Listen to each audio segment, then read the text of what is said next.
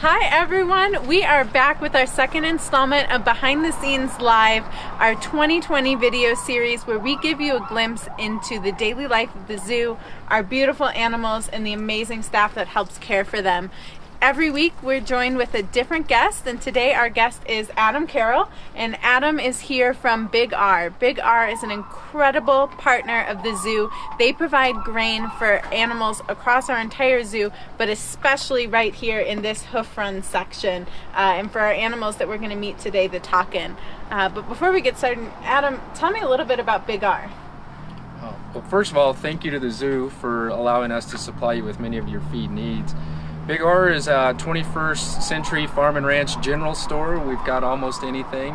And if you have an animal, whether it's livestock or lives in the home, we have everything you need for that animal's care. So thank you for having us here today. We're excited to learn and be part of Facebook Live.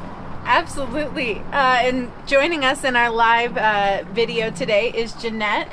Jeanette is the area supervisor of our Hoof Run area as well as our ranch. Jeanette has an associate's degree in applied science of zookeeping, has more than 17 years experience as a keeper, and she also serves the wider zoo community as the treasurer of the Southern Colorado American Association of Zookeepers. So with that, I would be remiss if I didn't introduce Meiyer, who also is our section keeper here in Hoof Run. And with that, Jeanette, tell us what we're doing today. All right, well, welcome everybody to the Hoof Run section. This is our training chute, our transfer chute between different yards. In this particular chute, we have the ability to have the animals come in up close so that we can do some training. And the training is really important for us here to help us better take care of our animals. Today we're learning a little bit about our takin group. And in this particular group, we have 4 individuals. We have Mom, her name is Tashi. She's about 11 years old, and then her 3 younger offspring.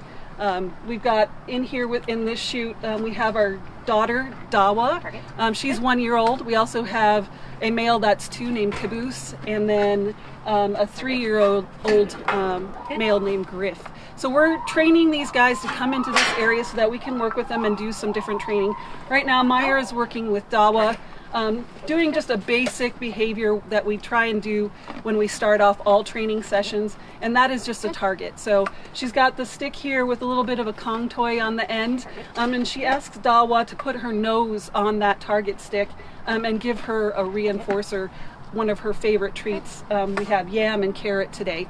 So we build on this training for a lot of different reasons, mostly for their health care. Our little family group is going to be going to other facilities here pretty soon, and so we need to do physical exams on each individual that is going to be leaving us, and we can do that here in the chute. We can give them injections in this chute so that they can be immobilized or go to sleep for a veterinary procedure where we can assess their health before we send everybody out. So we work on some of those behaviors with these guys as well. Just getting them to come into this transfer chute is part of the training. It's a little bit of a tight space so they can kind of feel maybe a little bit trapped when they're in here, so we try and make it as positive as we possibly can by offering the positive reinforcement of yam and carrot for these guys. And this transfer chute will be where we send these guys out. So we use ground transport, so we'll back up a truck to one end of the other of the chute and ask the animals to go in. So long story short, this is our basic training program that we're working here, again, like I said, with Dawa. And we're going to have Adam do a little bit of this training as well. Maybe Meiyer can also have her go up a little bit, if she will. Dawa. There's a little bit of a ruckus going on in the chute back there. These guys, takin, show their dominance by charging one another or interacting by headbutting each other. And so you'll kind of see that with this group. If they get spooked or things like that, you might see a little bit of that particular behavior. And these guys are great climbers. You can see the hooves on Dawa here. She's got 2 toes, so that helps with her climbing around her exhibit. And this is kind of a natural behavior that she would do out there in the wild when she's trying to forage around for her favorite food items. These guys are herbivores, so they eat over 135 different plant species. And they sometimes have to get those fresh shoots in trees, so they're able to kind of lift their bodies up and be able to stand and reach those shoots. All right. So Dawa's run through her routine. Now we're going to have Adam do that. We've already explained to Adam how the training kind of goes, so we're going to give him the target stick, our training reinforcers, and he's going to go over there and see if Dawa will target for him. Awesome. Thank you. I will follow all the safety commands, I promise. Right. I promise. All right. Safety, yes. All right. We don't Nope, want I got to keep hands that going bag into the tricky. exhibit. Target. Target. Good. There we go. Let's see. Target. Sorry, I make you work for it. No, I got to keep that back. Target. Target. Not good. Good, good. If I can get it back out. Nice work. Nice work. How old is Dawa? Dawa is a year old. She'll actually be 2 here coming up in Target. April. How often do you work with them with the target and then the treats? We try and get out at least 2 to 3 times a week so that we're building a lot of positive history in the chute and with these different behaviors. And how many treats do you give them? Am I going to overfeed this nice animal? You probably won't overfeed her. Target. What I have right here is 4 carrots and about 3 small yam, and that's for the entire group for training. Good. These are just some of her favorite treats we like to use for positive reinforcement, so it's Good not her work. complete diet. That's pretty amazing, the split hoof like that. Yeah, great for climbing and those Yeah. up in the Himalayas. These guys are from China, and they spend a lot of time in the Himalayas, in the mountain ranges, climbing on rocks and things like that. So those hooves really help with navigating their terrain. How much food outside of the treats, how much food does this animal eat every day? Well, we feed the entire group about 15 pounds of grain per day. That was too easy. I got to make you work harder than that. And then we also give them 2 different types of hay. They get grass hay and alfalfa. And so we're running right about 20 pounds of hay a day for these guys. Target. You're tricky. I got to watch that bowl. So altogether, Target. 35 pounds of food a day. Target. Yes. And that's for the, like I Target. said, the entire group. I keep making. Way to stretch. Way to stretch. Good. Nice. Hey, this one's well trained. You guys have done good. It's really great when we can start with the animals as soon as they're willing to Target. come into the chute with us and I interact with bottlenecked it. us. Target. So, like I said, Dawa is just a year and a half Target. old. So we've been working with her for almost an entire year Close. I know you keep watching the bowl. on these Target. behaviors. What was it like Good. working with Dawa when she was first born? It was really pretty much an easy thing to do. Tashi, her mom, is a great mom. She's had about 5 or 6 calves, and so as soon as Dawa hit the ground, her mom was right there caring for her. Even at the young age of 2-3 days old, she'll follow her mom wherever she needs to go, and her mom will wait. So we've been bringing Give you an Dawa easy into one. the chute pretty much Oh, I from know. day one. What do you want to give it a whirl, Lillian? You want to feed the animal? Ooh, okay. I feel like I'm hogging. Let's see, will you hold those for I'll me? hold those for you. I don't wanna Match have your the same colors, so mistake. We've done well here. We've Okay, you ready? coordinated. You ready, Dawa? Target. Target. Good. Oops. Break it. Good work. You've probably done this before, but I thought, why not? I have Facebook never Live. Let's put you on this seat. I have never targeted with the takin. Target. Good. I was here when Dawa was born and got to see her as a tiny little thing, but never trained with her. What is the gestation time period on these animals? About 8 months. 8 months. Target. And they weigh anywhere from like 11 to 15 pounds when they're born. And probably like all the hoofed animals, walking within minutes after birth.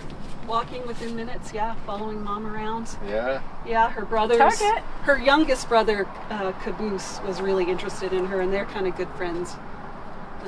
He kind of stuck by her right off the bat. So they're getting ready to find a new life in a new place, huh? Exactly. So Target. these guys are part of the species survival plan, and that group kind of is a population management group. So they tell us where these animals will live and who they'll breed with. So Dawa, for instance, has a recommendation to go to Puebla in Mexico. So we do some international transfers. The other two guys are going to be going to some northern states. Target. Wow. So I know our mic was over there for a second, but Jeanette was explaining about how we move animals between zoos, and was saying that Dawa has a recommendation from the Species Survival Plan to actually go down all the way to Puebla, Mexico, to help create diversity in the population in Mexico. Exactly. Jeanette, can you tell us about the conservation status of takin? They are considered vulnerable.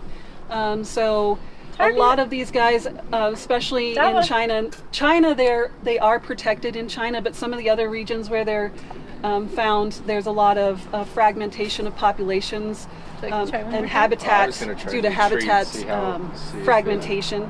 And also hunting is a big problem for these guys. A lot of people will eat takin, and they also will use their horns for some medicinal things. So they are, right now, there's probably about 5,000 left out there in the wild. And they're really, I mean, unique looking. How are they classified? These are in the bovine family, so that means any, like cow.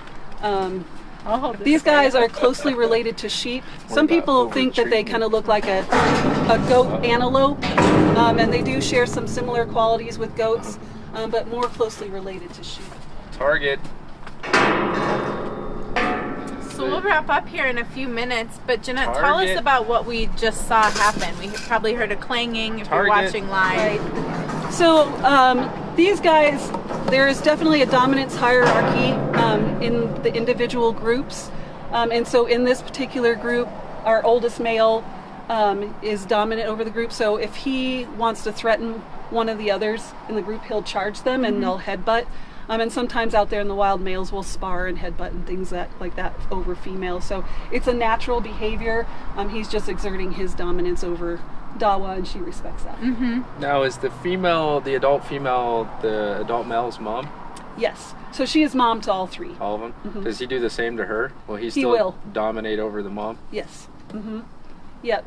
And she used to be top in the group before he got as big as Before he started headbutting everybody? Yeah. But they do a lot of that. They'll chase each other around and play and stuff like that. But that's what that headbutting or that little ruckus was. And maybe how long has the mom been here at Pueblo? She's probably been here about 8 years. 8 years? Yeah. Awesome. Yeah. And earlier I said that she's had at least 6 kids here at Pueblo Zoo. So all of those guys have been shipped out to various institutions. She's got a long history here at Pueblo Zoo. That's she cool. does, yeah. Absolutely. And as soon as these guys go to their new homes, we'll be getting a new male to be friends with Tashi and to also possibly breed with her. Wow. Yeah. That's cool. Yeah, so we're going to wrap up our live video session today. Leave your comments below on any additional questions you have about takin. Also, let us know where you'd like to go behind the scenes next. And if you'd like your own behind the scenes encounter with an animal in our Hoof Run area, you can go to pueblozoo.org/BTS and go behind the scenes with one of our 4 animals, one of which are the bison that live right behind us here.